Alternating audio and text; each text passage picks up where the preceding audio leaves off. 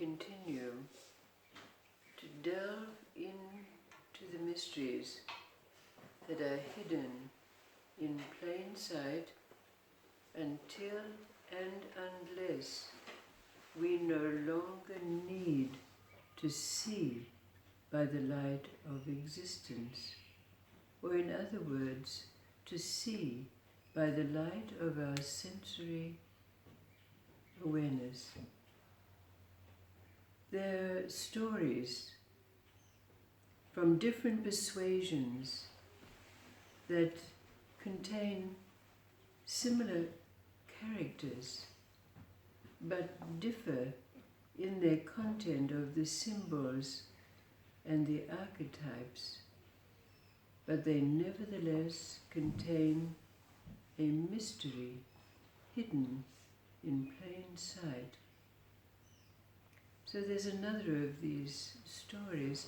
Let's see if it brings for us an awareness of this mystery. It's the story of those two brothers, one very rich and one very poor. And often the poor brother would have to go to the rich brother seeking largesse, a few grains to plant to feed his family. But times were hard, and the rich brother decided that he was not going to give any more. He was going to keep for himself what he had. So when his poor brother came begging, he tried to send him away. But the poor brother, wanting to feed his family and desperate, beseeched the rich brother, who remained adamant until the rich man's wife came over and said, "I'll get rid of him." And so she bought a bag to the poor brother which contained some cooked, rancid rice left over from their abundant table.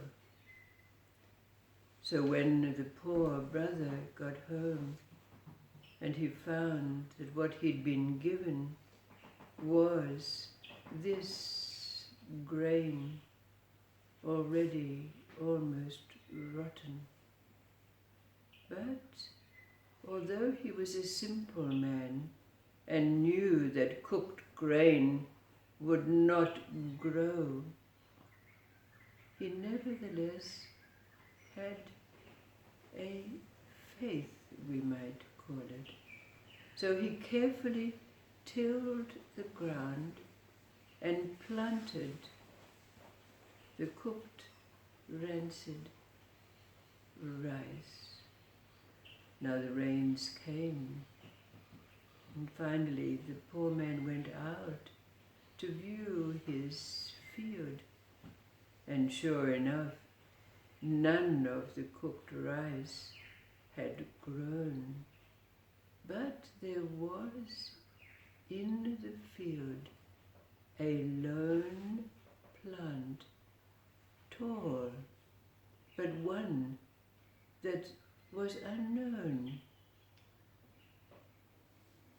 It could not be told what kind of plant it was.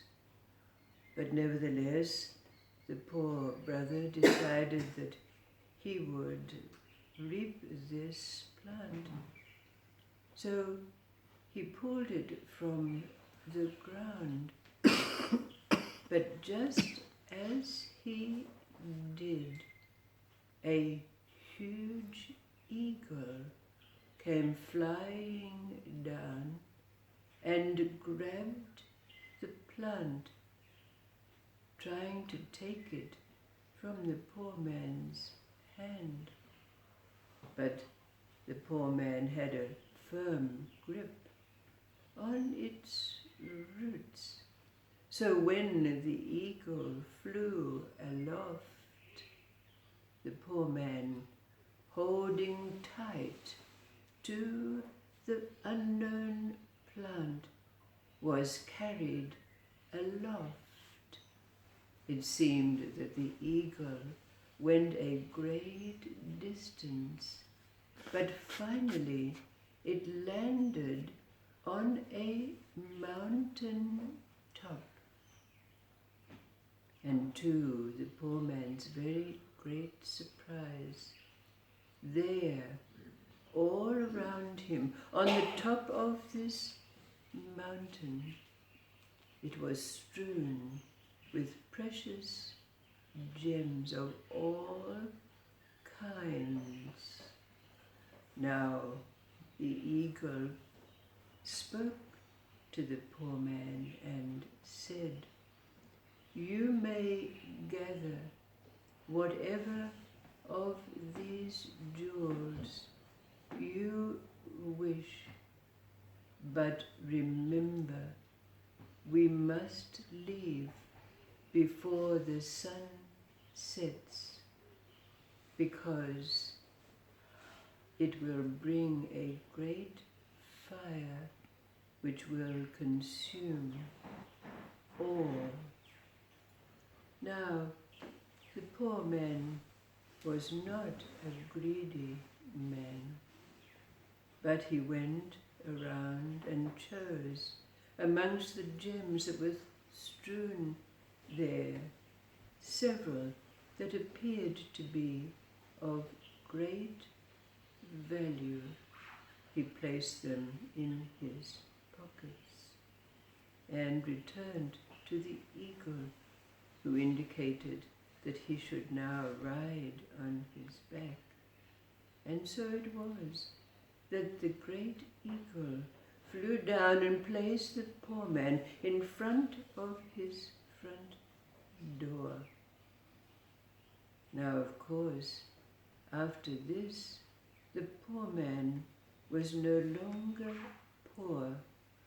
He was rich beyond his wildest measure.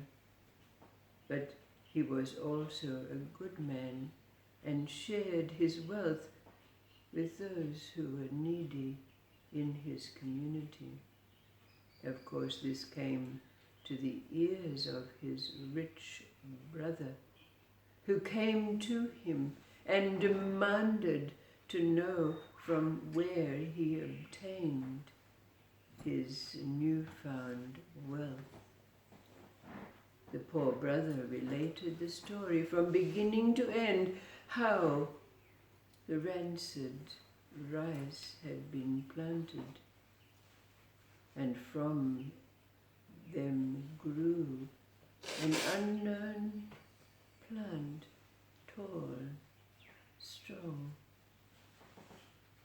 and the eagle coming down and carrying him aloft to the top of the mountain where the wealth was found.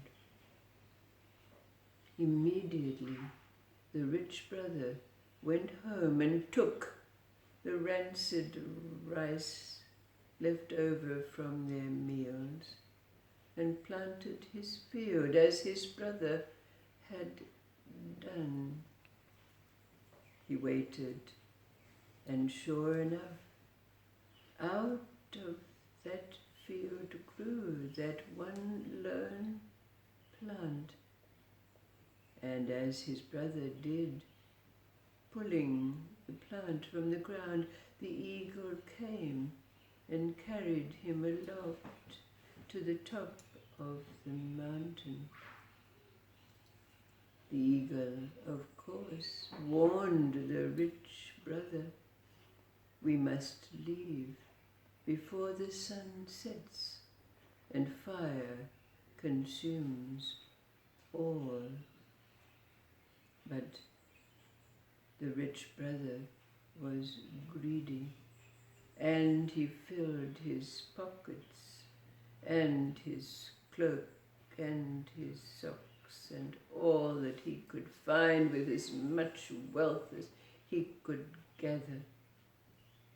But before knowing it, the rays of the setting sun began to touch the top of the mountain with their fire, and before long the whole mountain had been consumed along with the gems and the greedy rich brother.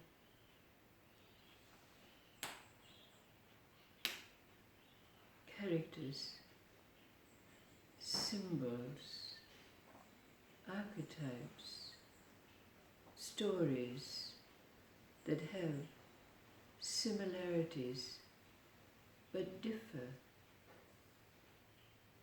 and yet each containing a mystery hidden in plain sight until we no longer need to see with our sensory awareness.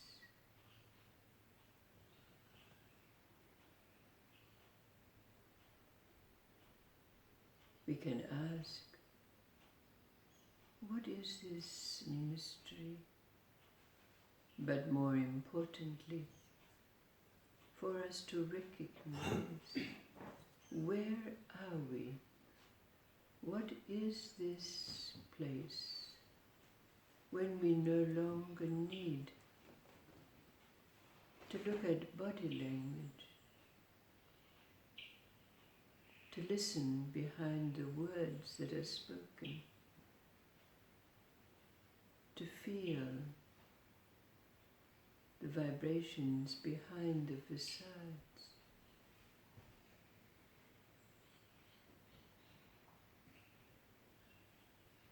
The mysteries hidden in plain sight. Where are we when we can say, I see, knowing that this seeing is not with our eyes, our ears, our feelings, not even awareness. What is this seeing?